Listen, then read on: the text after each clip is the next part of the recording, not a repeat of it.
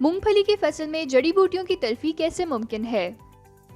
चौड़े पत्तों वाली जड़ी बूटियों का मसला हो तो कॉन्कस 24 EC बहिसाब 250 मिलीलीटर फी एकड़ 120 लीटर पानी में मिलाकर पहले 40 दिन के अंदर अंदर वतर हालत में इस्तेमाल करें।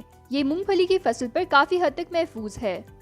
अगर सिर्फ घास खानदान की जड़ी बूटियां हों तो बुवाई के बाद 1 माह के अंदर अंदर वतर की हालत में कोज़ोलोफॉप मिथाइल 20 EC बहिसाब 250 मिलीलीटर फी एकड़ वतर हालत में स्प्रे की जा सकती हैं। कपास के टिंडे और फूल क्यों गिरते हैं और इसका हल क्या है? कपास के टिंडे और फूल गिरने की बहुत सी वजूहात हो सकती हैं। मसलन अगर पौधा अपनी ताकत से ज़्यादा फूल और टिंडे बना ले तो बाद में फूल गिरा देता है।